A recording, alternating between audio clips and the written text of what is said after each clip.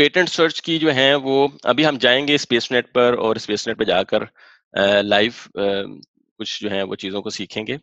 लेकिन एक चीज़ तो मैंने प्रीरेक्विज़िट्स में आपको बता दी माइंडसेट। आपका माइंडसेट जो है वो क्रिटिकल होना चाहिए। ये माइंडसेट नहीं होना चाहिए कि पेटेंट ना निकले, मैंने बड़ी मुश्किल से प्रोडक्ट मिली है। ये माइंडसेट हो कि इस पर पेटेंट क्यों नहीं है? और आमतौर पे एक और बिल्कुल सवाल आता है, मैं एक्चुअली साथ-साथ जो क्वेश्चन्स है आपके वो कवर कर रहा हूँ, कि कुछ चीज़ें लोग समझते हैं कि ये तो बहुत सादा और सिंपल प्रोडक्ट है। लेकिन एक जो हमारी लेड पेंसिल होती है उसको तराशने के लिए वो जो शार्पनर होता है, अगर आप उसको सर्च करेंगे उसके ऊपर भी पेटेंट्स हैं। आप जो है वो टॉयलेट ब्रश को सर्च करेंगे तो उसके ऊपर भी पेटेंट्स हैं। तो कहने का मकसद ये है कि अगर बहुत सिंपल चीज़ भी आप लॉन्च करने जा रहे हैं, तो B critical, B critical, B critical, ये एक जो है वो फंडामेंटल प्रीरेक्विजिट है। आप अपनी इन्वेस्टमेंट को रिस्क में नहीं डाल सकते। अब मैं इसमें दूसरी ये है कि बात वो कर रहा हूँ स्पेसिफिकली उन लोगों के लिए जो अपनी इन्वेस्टमेंट कर रहे हैं, जो बूट कैंप के स्टूडेंट्स हैं, या जो किसी भी हवाले से अपनी लॉन्च में इन्वॉल्व हैं। ठीक है, अगर आप फ्रीलांस सर्विसेज दे रहे हैं, वो आपको और आपके क्लाइंट का मामला है। क्लाइंट आपको जो टास्क दे उसके मुताबिक उसको करें। लेकिन जब आपकी अपनी इन्वेस्टमेंट है तो आप रिस्क नहीं ले सकते। इन माय ओपिनियन ये एक ऐसा है जिसके ऊपर हम काफ़ी बेबस हो जाते हैं जब हमारी लिस्ट सस्पेंड हो जाती है, स्पेसिफिकली यूटिलिटी पेटेंट आ जाए। तो अगर बाकी उसके अलावा हमारे पास मैन पावर की अब कमी नहीं है, प्रॉक्सी मार्केटिंग और स्किल की वजह से हमारे पास इन्वेस्टर्स हैं, तो पैसे की भी कमी नहीं है। तो मैन पावर और पैसे से हम ऑलमोस्ट हर बैटल विन कर लेते हैं। लेकिन पेटेंट एक ऐसा है जहाँ पर हम बेबस हो जाते हैं। तो इसलिए ये एक जो माइंडसेट है वो एक मेन प्रीरेक्विजिट है। अब आ जाते हैं एक्चुअल टास्क की तरफ। अच्छा, अब एक्चुअल टास्क में आपके पास जो है वो 4 चीज़ों का बड़ा अच्छा नॉलेज होना चाहिए। अगर तो आप अपने प्रोडक्ट के बारे में कह रहे हैं तो आम तौर पे आपको पता होता है, लेकिन अगर आप सर्विस प्रोवाइड कर रहे हैं किसी को या किसी के लिए सर्च कर रहे हैं, तो अब आपको पता होना चाहिए कि what does the invention do, what is the end result, what it is made of और इसका इस्तेमाल क्या है। ये 4 चीज़ें बड़ी अहम हैं। इसलिए अहम है कि जस्ट एक कीवर्ड हो, फॉर एग्जांपल टॉयलेट ब्रश की हम बात करते हैं, तो अगर हम कहें जी ये मैंने प्रोडक्ट टॉयलेट ब्रश बेचना चाह रहा हूँ, तो इसके ऊपर पेटेंट सर्च मुझे करके बता दें, इसके ऊपर पेटेंट सर्च करना है।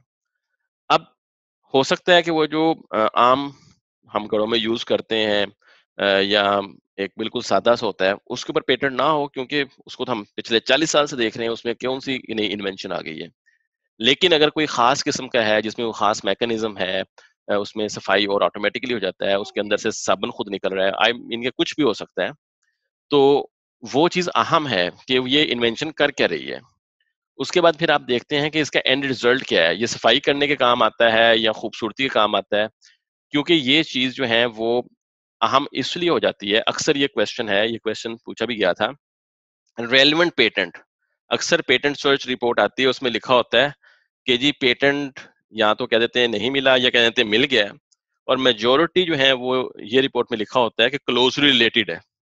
और क्लोज रिलेटेड जो है वो आम तौर पे हमें समझ में नहीं आता कि अब इस क्लोज रिलेटेड का क्या मतलब है, ये अच्छी खबर है या बुरी खबर है।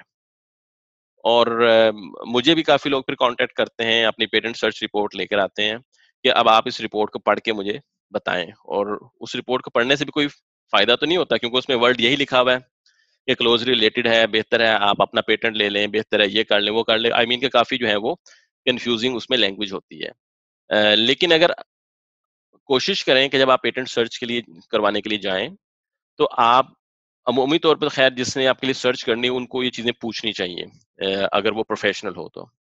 अगर वो आपसे नहीं पूछते तो आप उनको ये चीज़ें बताएँ, और खुद से कर लें या उनके साथ फिर आप डिस्कस करें कि क्लोज़ली रिलेटेड का कुछ ना कुछ फ़ैसला होना चाहिए, या तो वो येस हो या नो हो।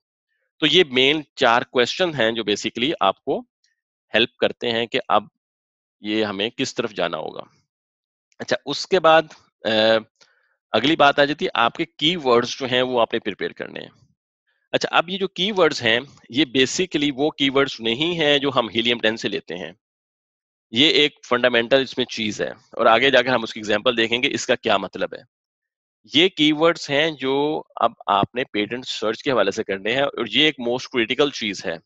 अगर आपने अपने कीवर्ड्स अच्छे तरीके से नहीं आइडेंटिफ़ाई किए या आप उनको आइडेंटिफ़ाई कर लिए हैं और उनको प्रॉपर सर्च नहीं किया, तो अब आपको पेटेंट नहीं मिलेगा, जबकि पेटेंट होगा और उसकी हम एग्ज़ाम्पल देखेंगे एक। और एक और इसमें जो अ,